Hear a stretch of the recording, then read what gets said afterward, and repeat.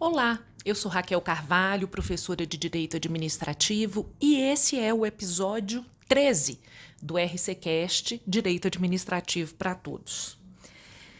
Uma das coisas que com a pandemia tornou-se muito claro é a sensação de perda e de morte que veio até pelo número de vidas perdidas que vem nos afetando a todos.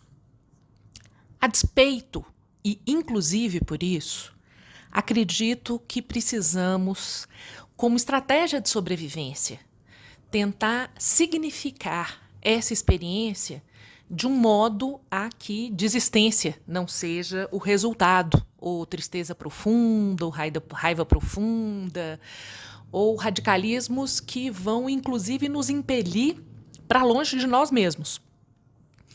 Nesse contexto, uma das buscas que eu tenho feito como administrativista é tentar entender o que a pandemia, com toda a sua dor, nos trouxe como possibilidade, como alternativa de existência mesmo. E confesso aos senhores que me foi trabalhoso encontrar a resposta. E a encontrei. É possível identificar, após a pandemia, um certo constrangimento diante de um caminho que boa parte da doutrina vinha tomando sem muita cautela e com bastante adesão à fixação única de parâmetros de atuação que distanciavam-se de condutas anteriores merecedoras de crítica de forma absoluta.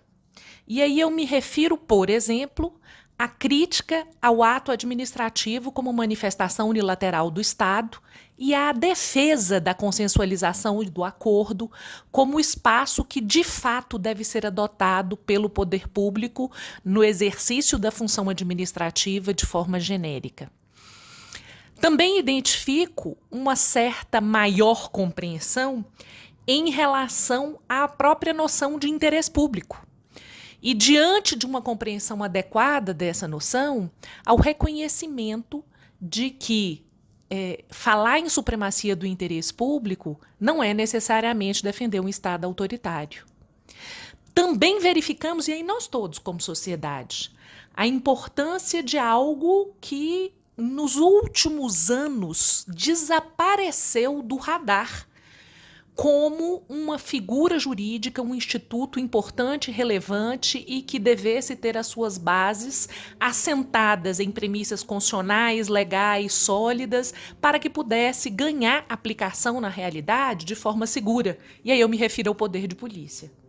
E eu quero analisar esses aspectos de uma forma bastante pontual e técnica, para que a gente possa compreender isso que eu chamo de potencial de ressurreição. Todas as vezes que uma sociedade passa por um número significativo de perdas de vidas humanas e a sensação de morte nos atinge a todos em relação, inclusive, a uma esperança possível, no processo de luto, e aqui nós deveremos passar no mundo por um processo de luto coletivo mesmo. Esse processo de luto, a meu ver, implica reconhecer o que dá para ressurgir depois que enterremos os nossos mortos. E aí eu me refiro no âmbito jurídico a alguns resgates.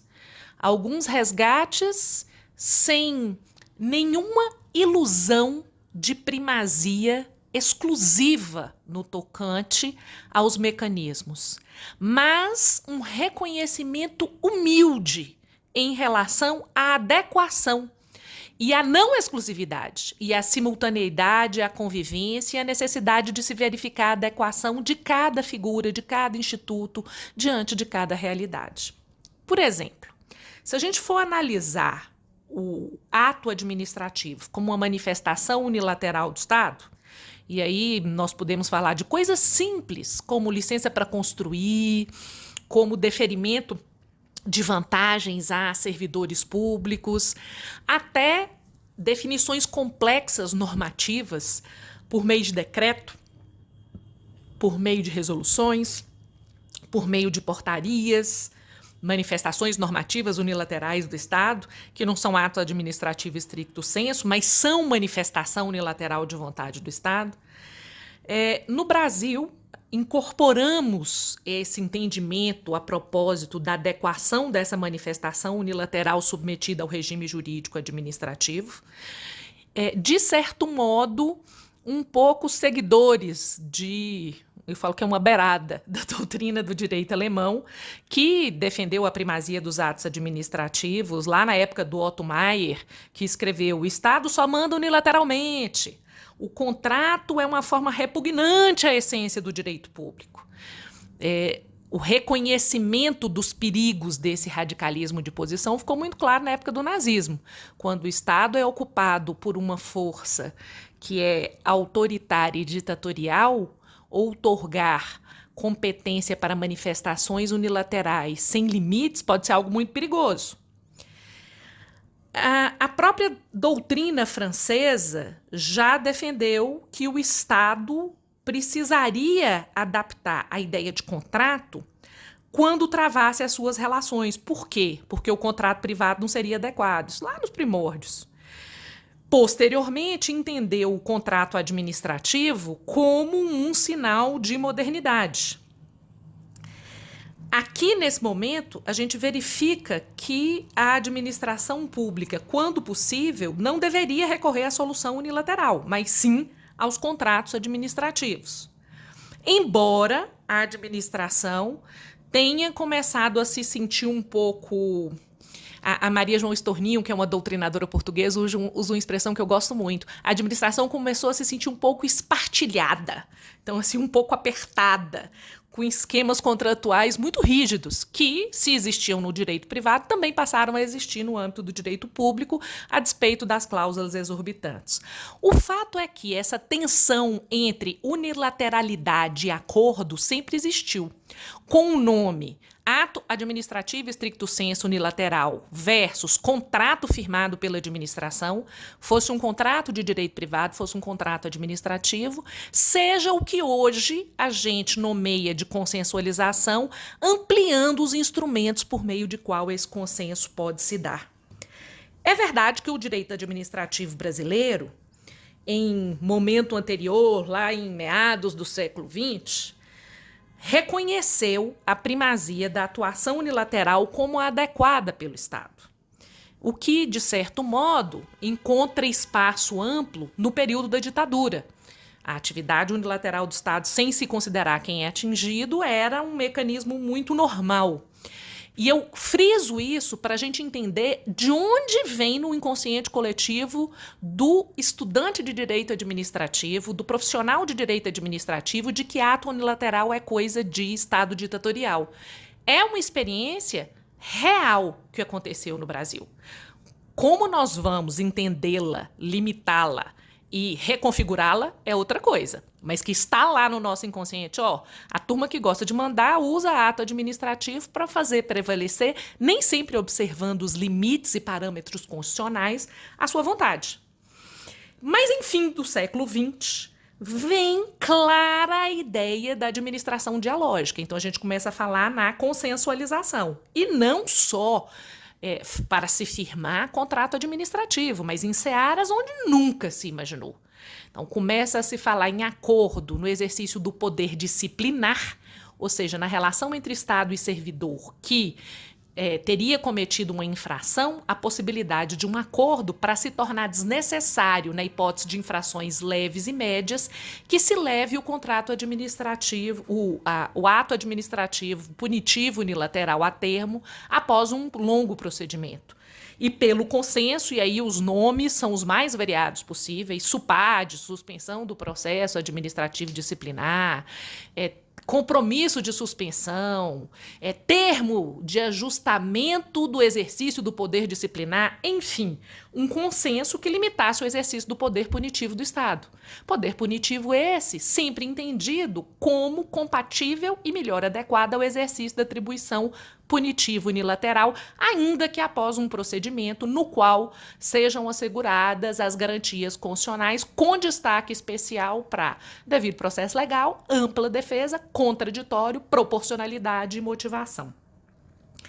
Nós chegamos no ponto em que, após o novo Código de Processo Civil, que com 5 anos nem tão novo, mas é assim, né?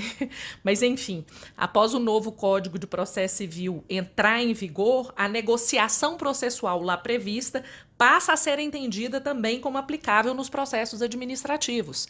Sem falar na consensualização incorporada em normas infralegais das agências reguladoras que exercem poder de polícia. E essa amplitude em relação à negociação leva a se questionar: o ato administrativo morreu? Em algumas escolas de direito administrativo, ganha força a ideia de que é preciso a gente rever, a ideia de revisão da literatura da doutrina do direito administrativo e reconhecer que, em algumas circunstâncias, há abuso. Há autores que vão além, como o professor Floriano Azevedo de Marques Neto, da USP, que afirma: a autoridade como fonte de direito administrativo, na prática de ato administrativo, reflete uma teoria em que o administrado ele tem quase nenhuma importância. Ele é como se fosse um beneficiário, mesmo que ele seja um detentor de direitos, aquilo é meio que para sumir, né, do radar. A teoria do ato administrativo seria resultado de uma influência positivista, e aí o que eles falam o ato administrativo privilegia o sistema da administração internamente. Então, quando eu faço um procedimento, ainda que uma sucessão de atos que vai terminar numa manifestação unilateral ao final, a preocupação é com a própria administração pública. E não haveria espaço nessa lógica para a participação dos interessados.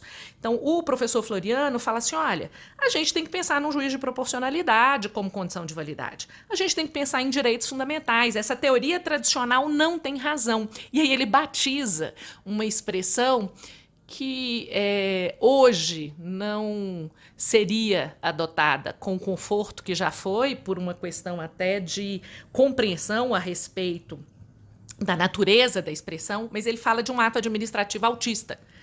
E refere a esse ato administrativo autista, que seria aquilo que é inerente ao ato administrativo. Ser autista seria inerente ao ato administrativo, para essa teoria.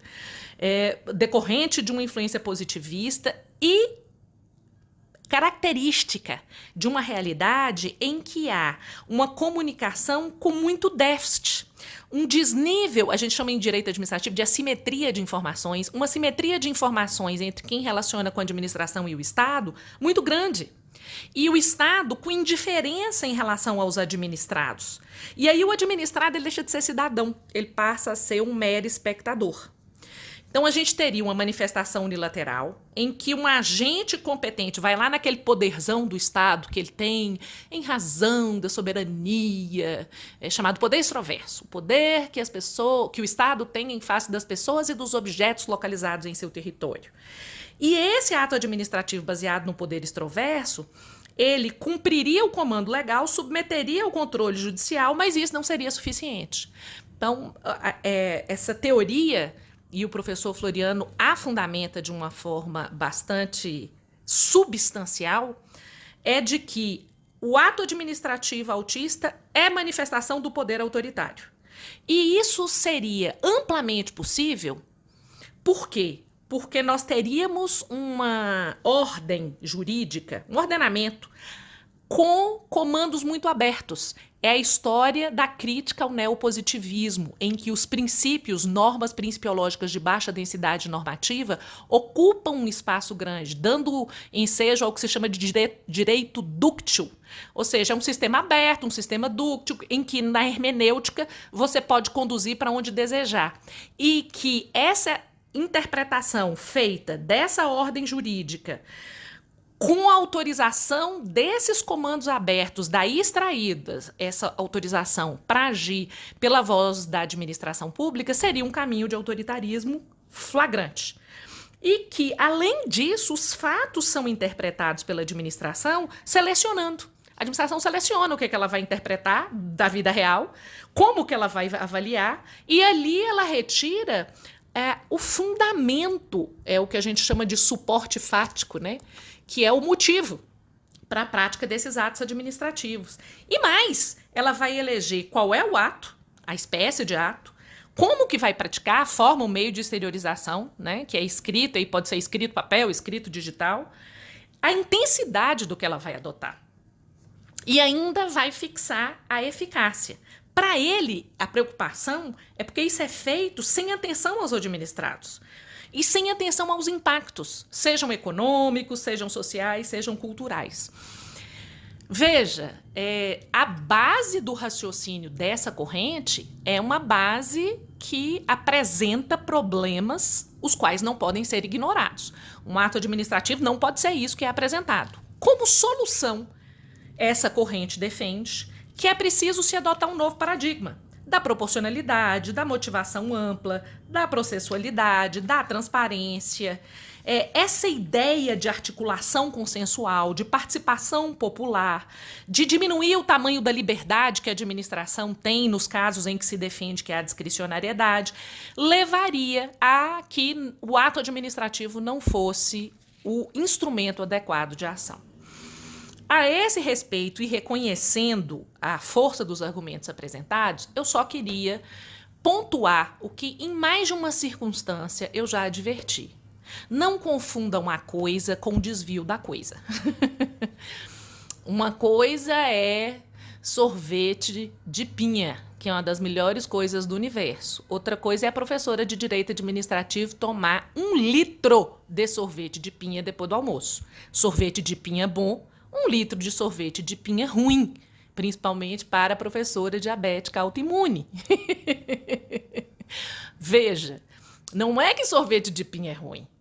Ruim é a falta de juízo na hora de consumi-lo.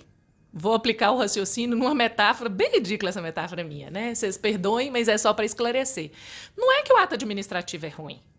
É que manter o ato administrativo como uma prática, e aí eu não gosto tanto de usar essa expressão, eu acho que tem um peso que a gente não deve manter em relação aos autistas, porque eles são bem melhores do que a administração quando pratica com vício ato administrativo, mas enfim, respeitando a linguagem adotada por uma parte da doutrina do direito administrativo, quando se trata de um ato administrativo que insiste em ser autista diante de um ordenamento que não admite, o problema é não cumprir o ordenamento. Quem é que falou que quando da prática de um ato administrativo não tem que ter motivação?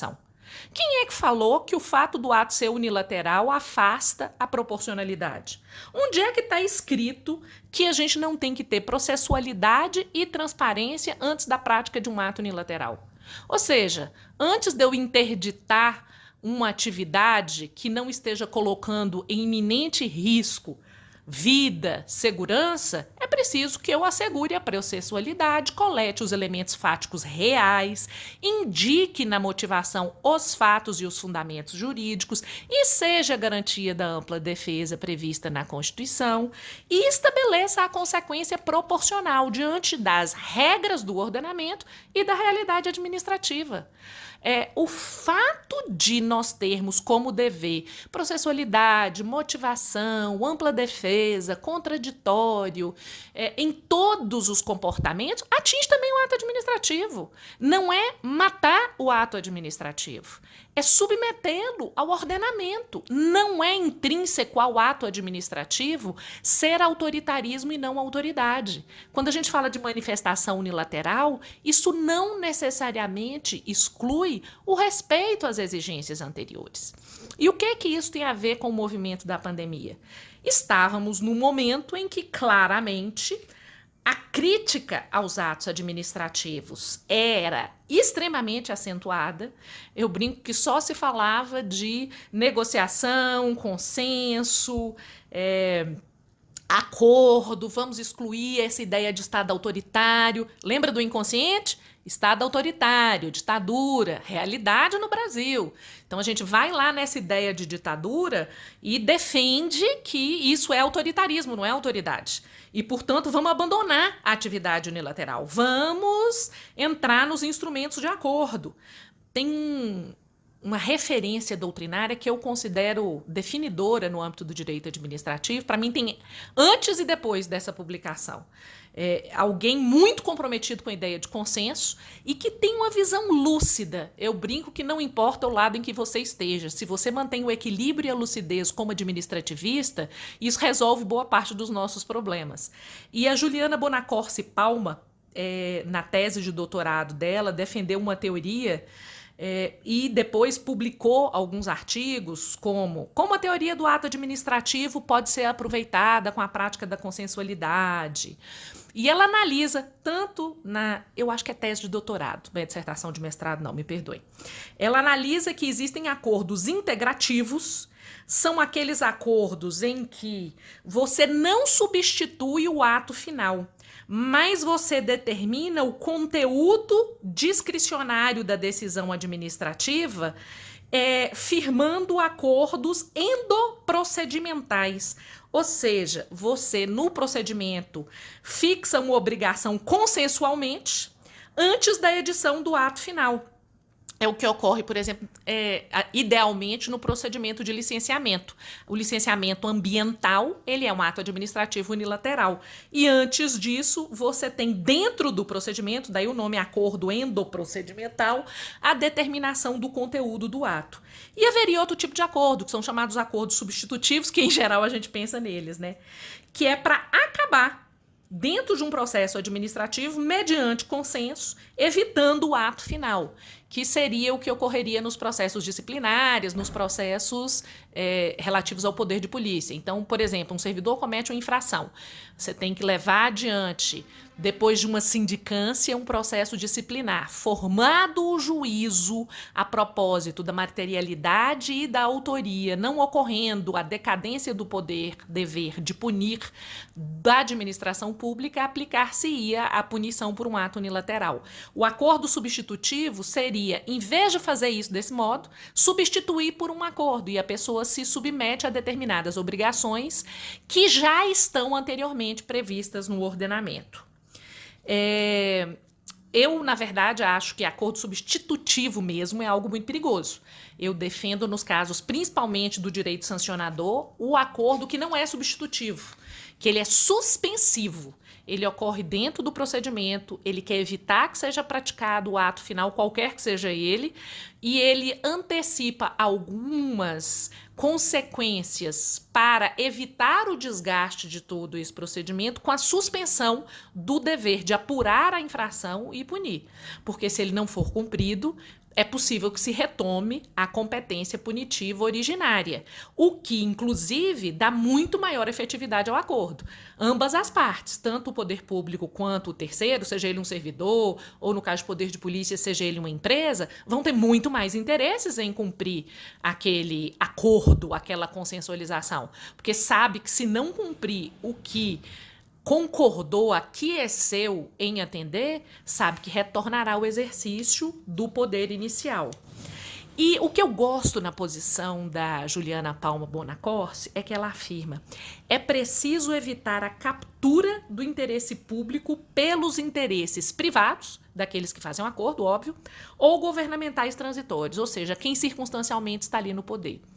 Aqui há uma lucidez que esse negócio de consenso é muito fácil de ser capturado para pressões indevidas, subjetivismos intoleráveis, de perseguições a vantagens inadequadas, tudo pode vir daí, em razão de uma captura dessa competência. Não que essa captura não seja possível em relação aos atos unilaterais, mas como é um espaço em que há maior liberdade, exatamente porque se trata de um acordo, os riscos são maiores e precisam ser encarados.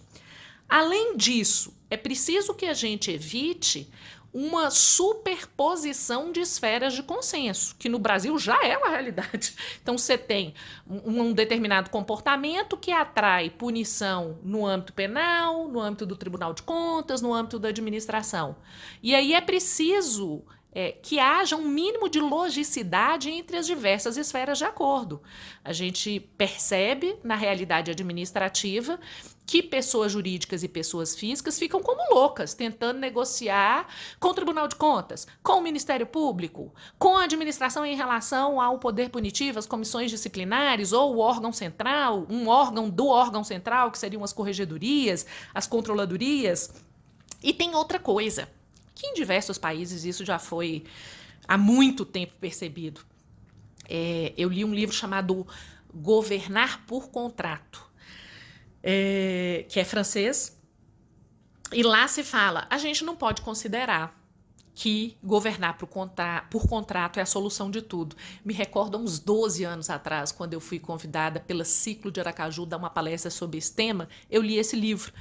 E eles já falavam naquela época, a gente não pode utilizar essa história de acordo de uma forma tão ilusória e quase infantil de que tudo é perfeito. E a Juliana Palma Bonacorsi, ela fala isso.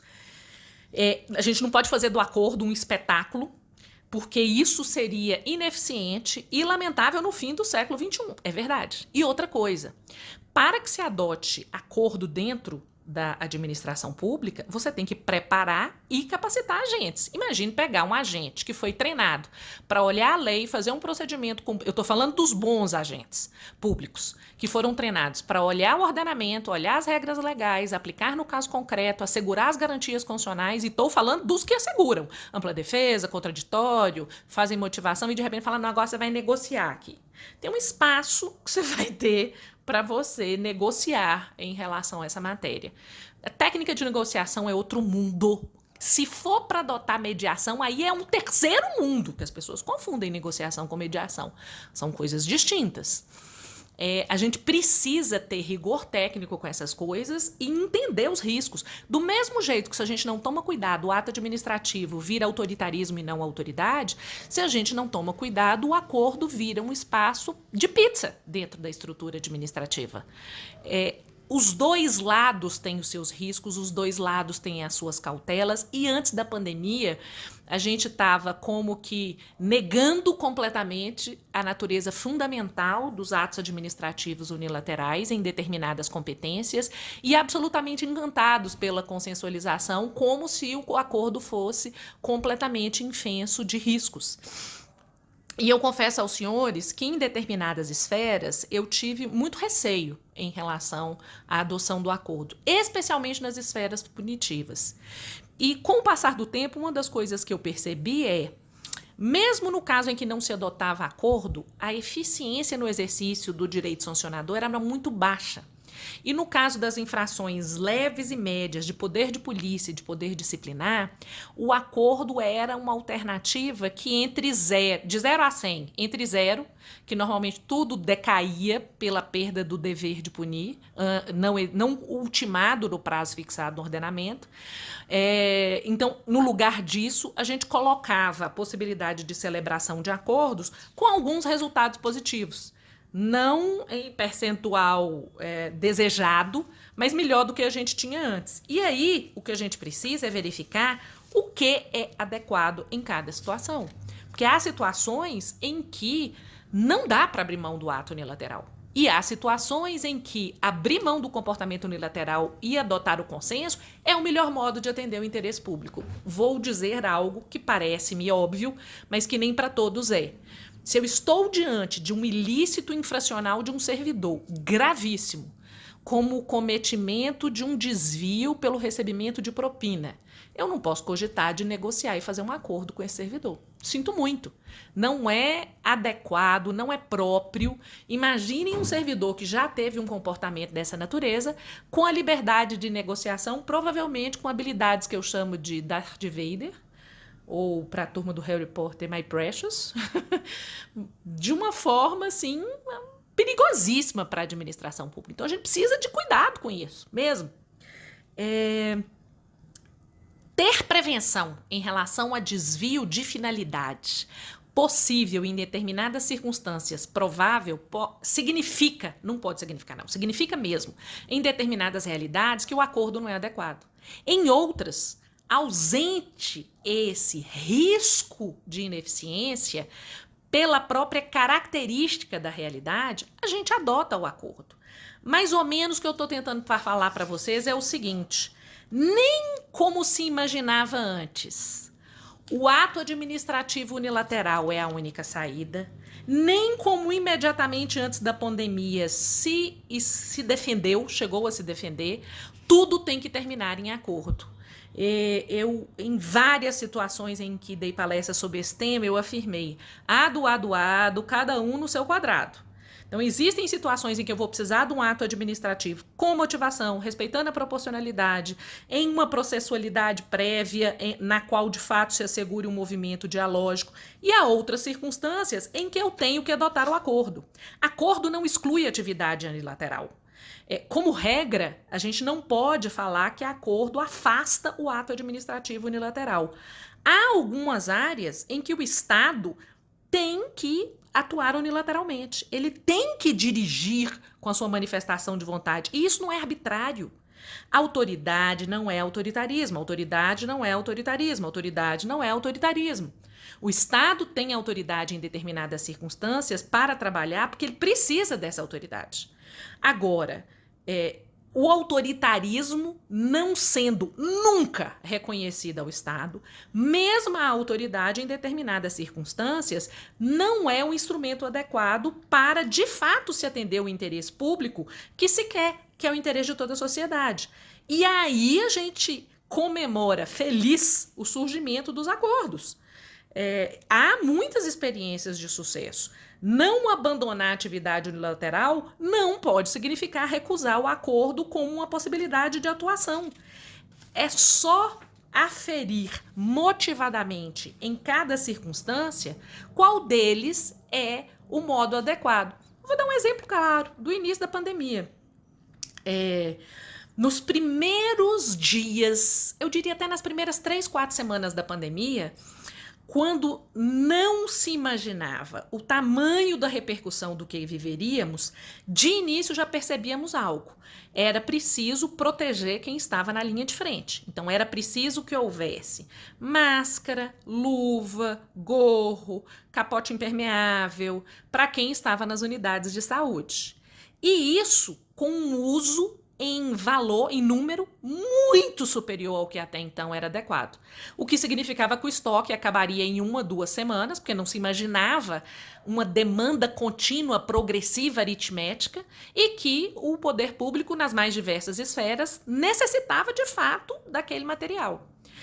Deixa eu contar para vocês, na primeira semana não dava para pensar em dispensa de licitação, não dava para pensar em inexigibilidade de licitação.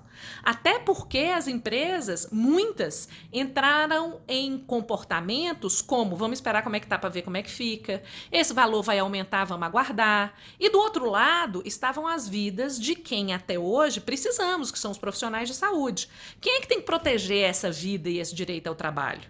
O Estado. Ele tinha como tirar da cabeça, das mãos, equipamento de proteção individual? Não. As empresas estavam dispostas a firmar contratos, ou muitas delas estavam até dispostas, por um preço que era criminosamente superior. Eu não estou falando do preço que aumentou pelos custos, pelo comportamento de mercado razoável. Eu estou falando de, no dia 10 de março, uma máscara custar 10 centavos e a mesma máscara do mesmo lote que teve o mesmo custo, no dia 20 de março, custar R$5.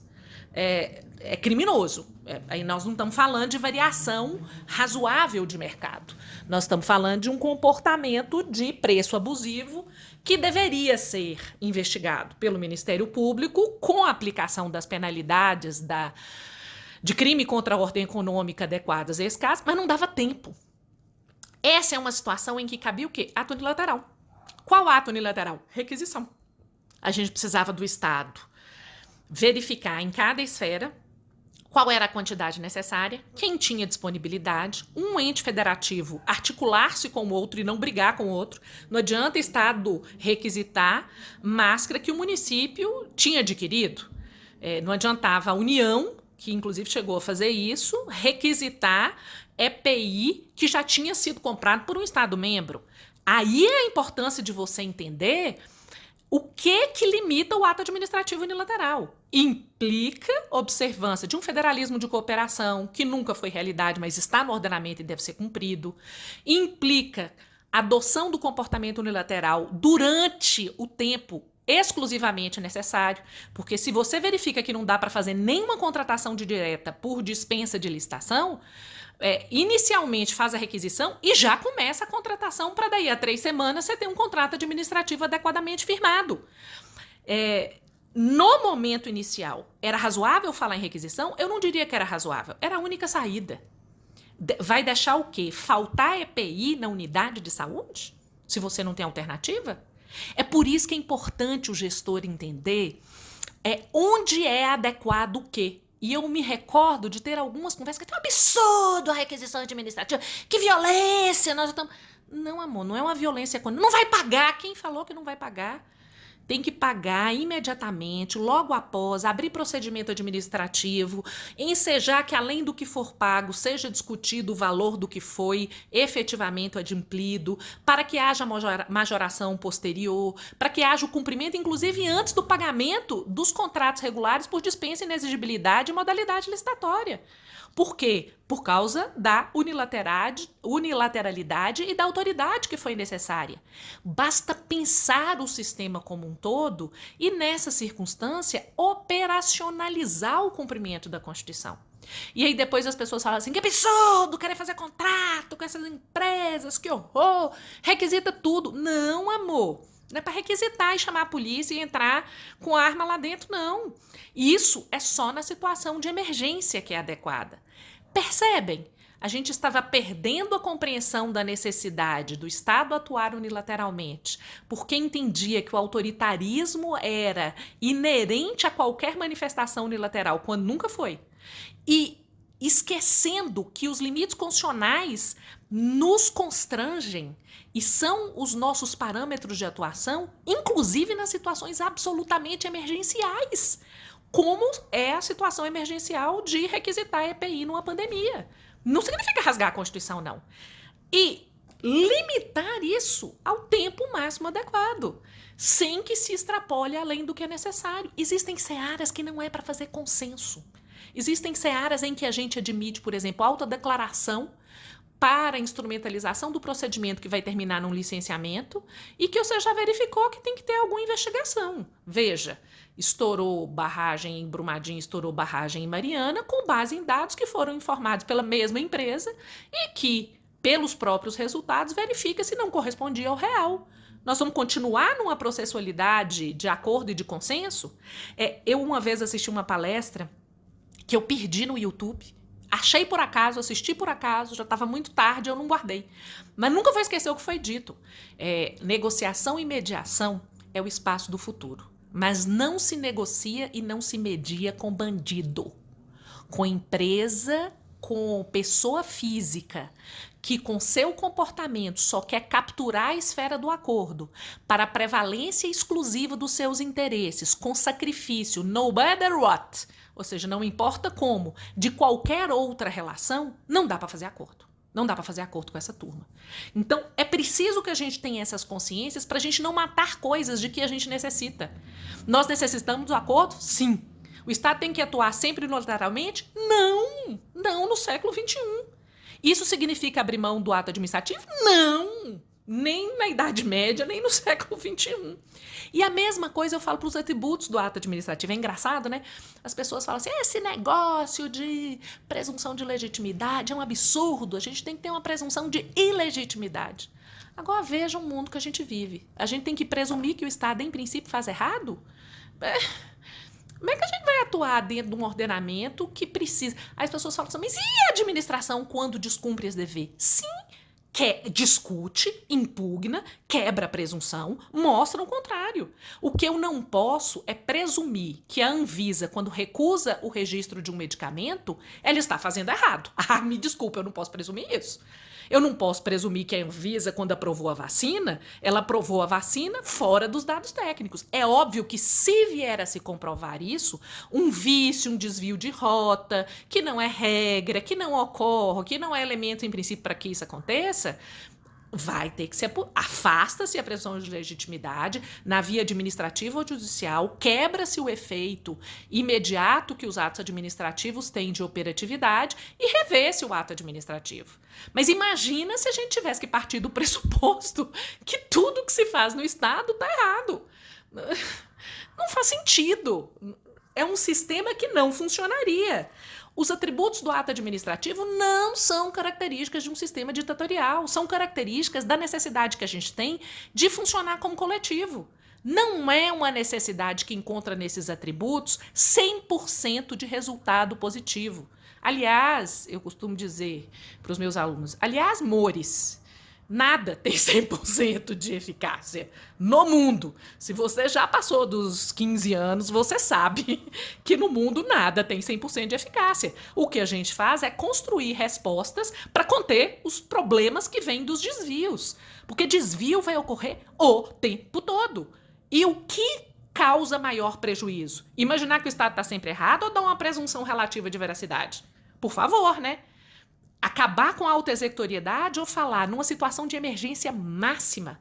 É possível o Estado, ainda que não esteja previsto em lei, atuar naquela realidade e materialmente fazer prevalecer a sua vontade.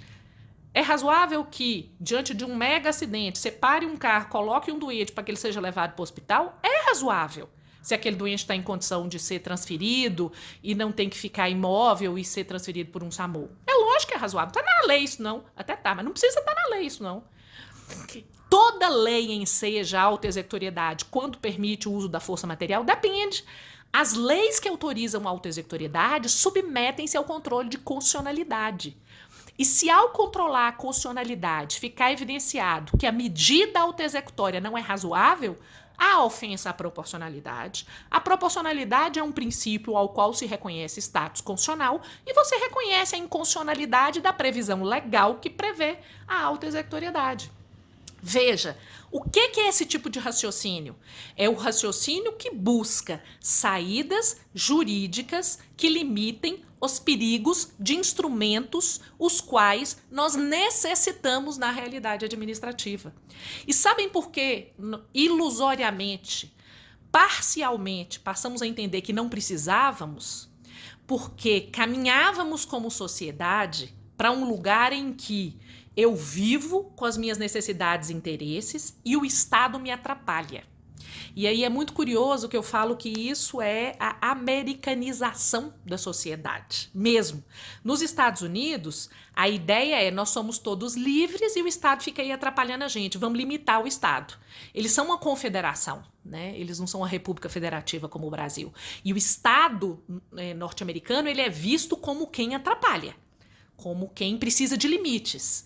Nós somos um país de raiz de compreensão de que o Estado, em certa medida, é o que nos une e dele necessitamos. E um país com as graves mazelas econômicas e sociais que a gente tem, precisa do Estado para que haja uma integração. Acredito eu que não o Estado que nós temos. Em mais de uma oportunidade eu já disse. E aí disse inspirada no Eduardo Moreira, um economista que eu gosto muito. E que eu vi, né, numa palestra final do Congresso Brasileiro de Direito Administrativo, salvo engano, em Campo Grande. E aí o Eduardo Moreira falou, o Estado brasileiro é um Robin Hood às avessas. Em vez da gente conseguir uma arrecadação tributária que, entrando para o Estado, permita fornecer serviços que os miseráveis e os invisíveis não têm acesso espontâneo, a gente faz o contrário.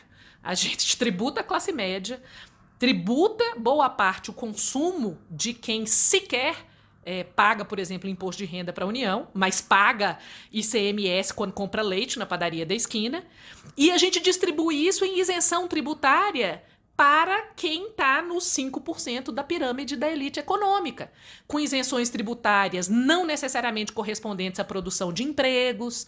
Ou seja, a gente tem um Estado que é um Robin Hood às avessas. Mas imaginando o Estado que deveríamos ter, nos termos da Constituição, que é um Estado social-democrático de direito, em que ele não é um inimigo, mas ele é o instrumento de fomento à liberdade econômica, viabilização da produção de novos empregos, justiça social, inclusão de quem não tem acesso a serviços necessários à dignidade da pessoa humana, como saneamento, mobilidade urbana, segurança pública. A gente tiraria recursos da esfera da população que tem melhores condições e permitiria acesso a todos aos serviços de educação, saúde, segurança, mobilidade, habitação. Veja, é uma ideia lógica, primária e que a gente nunca conseguiu viabilizar. E antes de viabilizar, estávamos no caminho de esse Estado é só uma autoridade que me atrapalha o tempo inteiro no exercício da minha intenção e direito individual de produzir dinheiro. E aí vem uma pandemia, né? E aí vem uma pandemia. E a pandemia vira pra gente e fala assim, contar pra vocês. A gente é um só mesmo. Sabe o Chu? E o Chu que fala que somos todos e ao mesmo tempo somos um? Sabe a ideia de que a multiplicidade ela deve ser respeitada? Ou seja, cada um de nós pode ser diferente em uma medida. Mas tem um limite, que é o limite de todos sermos seres humanos, e que a gente precisa respeitar isso? É exatamente isso que a gente está vivendo. A gente está vivendo uma esfregada na cara de que entendam que vocês são também coletividade. Vocês não são só indivíduos que vivem isoladamente. Vocês precisam de um espaço do todo. Você é membro do todo. E você não vai escapar sozinho. É curioso que o Brasil não terminou de descer a ladeira por causa de um espaço de coletividade que, olha, eu vou agradecer muito a Deus. Eu sou a pessoa que eu tenho fé. Me perdoem os ateus, eu estou aqui confessando, com inteiro respeito a eles, mas eu tenho muita fé. E eu agradeço muito a Deus a gente ter o SUS. E de o SUS não ter acabado. A pandemia veio antes de se acabar com o SUS, com a glória do Senhor. Porque o SUS é o espaço público que deixou claro que nós só não temos mais de 400 mil mortos, quando hoje ainda temos o número absurdo, mas em face da possibilidade, ainda só 270 mil mortos, por causa do SUS. E é engraçado que ainda assim há uma resistência em relação à ideia de que o Estado tem que preservar esse núcleo. Esse núcleo não só de planejamento, mas também de ação em favor do coletivo. Se eu não tivesse a capilaridade das unidades de saúde como eu tenho dentro do SUS, vocês acham mesmo que laboratório e hospital privado ia fazer tudo para o Estado sem cobrar o dinheiro que a gente não tem da arrecadação tributária máxima que a gente tem? De verdade. Vocês acham mesmo? Porque eu tô convicta que não. Independente disso, eu não tenho dúvida que, independente das dissidências e as respeito todas, a gente precisa de um núcleo estatal comprometido com a coletividade que respeite quem precisa melhorar a economia para produzir dinheiro e gerar emprego nesse país, quem precisa ter assegurado o que ainda não tem, porque mora nas comunidades onde não tem acesso a nada e onde polícias, por vezes, corroídas por vícios seculares, são fonte de violência e não de garantia de vida. O não acesso à educação básica. Nós perdemos uma geração. O pessoal fala assim, a segunda década do século XX foi perdida. Não, amor. As últimas 3 décadas foram perdidas, porque nós estamos vivendo o apogeu da população produtiva entre 20 e 50 anos sem formação adequada. E para ter formação adequada, a gente precisa de regulação estatal, de investimento estatal e de atividade estatal. Porque eu vou contar para vocês, ensinar uma criaturinha no interior da Amazônia com um barco, não interessa quem quer dinheiro, não. Vocês acham que os grandes grupos econômicos querem o quê? Quer as escolas, as universidades, que eles conseguem comprar e rachar de ganhar dinheiro com um EAD que não é ensino. Eu vou falar ensino remoto, não, ensino remoto é outra coisa, isso educação é outra coisa, isso é aula pelo computador. Aula pelo computador é uma coisa, ensinar e educar é outra muito diferente. Vocês acham que fazer educação de 10 crianças numa chapada, numa grota, onde se chega de jegue, é algo que interessa ao mercado? Não, não é. A gente consegue conceber para assumir. Teoria.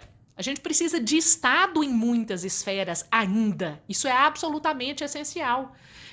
Vamos fazer a alteração no modo de entregas e de correspondências, de objetos, com a mudança da atuação dos Correios.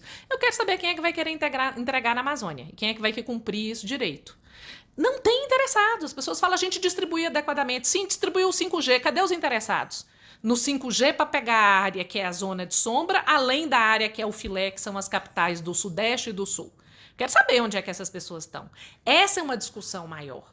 Vocês podem até divergir em relação a isso, e eu sei que boa parte dos administrativistas hoje diverge flagrantemente. Mas tem algo que a gente não pode divergir. A pandemia nos contou que nós somos uma sociedade e que a gente vive em conjunto. E que enquanto 80% de nós não tiver vacinado, acabou produzir dinheiro, acabou a gente não ter gente que a gente ama morto, acabou. É como se a gente estivesse sendo obrigado a ver isso. E veja, eu acho que a maioria não vai ver. E aí é que eu chamo a responsabilidade cada um de nós, que precisa ver. A gente precisa entender que o Estado que produz as medidas necessárias a fornecimento de serviços e realização de atividades essenciais ao coletivo precisa também de ato unilateral, precisa também dos atributos do ato administrativo e tem o dever de exercer poder de polícia. Eu falo que a gente teve uma lei das agências reguladoras que não usou a palavra poder de polícia nenhuma vez. Nem uma vez. O novo marco das agências reguladoras usou a palavra de poder de polícia. Usou liberdade econômica, usou que a proporcionalidade tem que ser usada para limitar as atuações do Estado.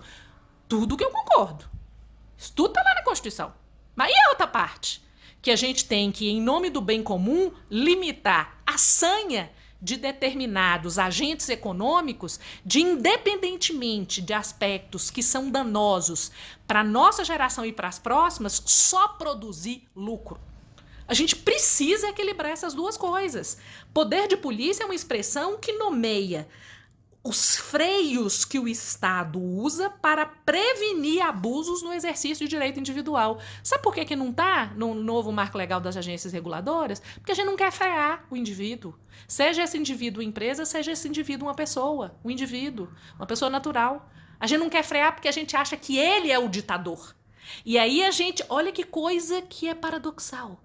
A gente usa um discurso que equivale o ato administrativo unilateral com a ditadura e a gente entra na ditadura dos interesses individuais de uma pequena parcela, que é a parcela que hoje ocupou a voz do Estado. A gente não fala mais em bem comum. E eu vou dizer para vocês, na doutrina do direito administrativo, poder de polícia não pode ser instrumento de abuso. Isto é um absurdo, que aconteceu sim na época da ditadura e que temos que impedir hoje que ocorra. Isso não significa abdicar de instrumentos que são limites essenciais. Ou a gente começa a regular, controlar, fiscalizar e fechar atividade minerária que coloca em risco 200 vidas, primeiro em Mariana 20, depois lá em Brumadinho 200 vidas. Em relação hoje aos comportamentos na pandemia, se a gente não controlar as atividades que, ignorando o que a ciência evidencia neste momento que é o adequado, amplia o contágio, que amplia o número de contaminados e que amplia o número de mortos, nós não vamos conseguir sobreviver como sociedade. Vai estourar outra barragem, vai morrer mais 270 mil e nós não estamos utilizando os mecanismos legislativos e administrativos que são essenciais para evitar comportamentos que causem prejuízo ao interesse público e para exigir obrigações de fazer, como por exemplo usar máscara, que são necessários ao interesse público e para suportar a fiscalização. Nós somos uma sociedade que estávamos no caminho da ditadura do indivíduo. E eu sempre dou o exemplo de um programa de TV que eu assisti o primeiro e não consegui assistir as últimas 20 edições, que é o Big Brother, e que para mim aquilo é a metáfora da desgraça nossa como sociedade brasileira. Diz que a gente não deve usar essa palavra, mas eu uso. Nesse caso eu uso. E que é o seguinte: você tem um tanto de indivíduo fazendo um jogo sujo para vitrine de um tanto de gente que assiste, buscando, não sei se é 1 milhão, 2 milhões, 10 milhões, sei lá, uns milhão aí de real. E aí a gente tem ali aquela metáfora que é assim: farinha pouco, meu peão primeiro, eu quero o dinheiro, o que importa sou eu. Aquilo é a metáfora do nosso coletivo. E a pandemia veio e falou assim: deixa eu contar para vocês, vocês todos estão juntos aí dentro. desse mundinho de vocês aí, planeta Terra, não tem saída. Ou vocês começam a pensar em uma forma de equilibradamente dar resposta para os interesses em tensão, saindo dessa discussão rasa, superficial, burra e radical, que não constrói e só tem dado resultados destrutivos, ou a gente não vai conseguir um caminho possível. E aí eu volto ao início. Vou dizer para vocês, eu acredito na ressurreição. Eu acredito que, diante do que vem sendo nos colocado da forma mais dolorida possível, é possível que parte de nós abandone o individualismo, o enfoque exclusivamente voltado para o lucro. A gente, em algum momento, vai poder pensar essa lógica da grana, de o que importa é só o dinheiro, isso vai realmente prevalecer? E aí eu lembro uma advertência do Walter Hugo Mãe, que escreveu um artigo em que ele fala assim, olha, mudança decorrente de pandemia é parte de uma mudança contínua. Biologicamente, nós estamos mudando continuamente, inclusive. Isso não nos faz melhores. Então, a gente precisa usar a razão para progredir.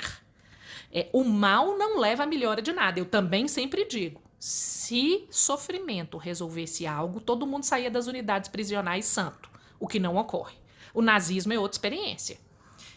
Passar pelo nazismo não acaba com o mal. Olha o neonazismo surgindo na Alemanha e em outros lugares. Então, o que nós precisamos, a meu ver, é um pouco de conhecimento, é o uso da razão, e aí os administrativistas têm um papel para reconhecer a realidade. Tem uma expressão do Walter Hugo Mãe que eu adoro, ele fala assim, nós temos uma desigualdade inicial obsceno. É obsceno, é pornográfico a diferença de realidade que alguns cidadãos tinham no início da pandemia e ainda hoje têm, e outros. Isso é pornográfico. A gente precisa construir um direito administrativo que viabilize que todos estejamos seguros e que todos possamos ter a nossa individualidade respeitado aquilo que nos une como seres humanos. Vamos ressurgir. Eu acredito que uma parte de nós consegue fazer renascer o instrumental que pode nos trazer mais justiça social, mais realização e um mundo, eu não ouso dizer hoje melhor, mas um mundo menos pior. Que cada um de nós consiga, diante dessa realidade, fazer o seu papel. Muito obrigada e até o RCCast episódio 14.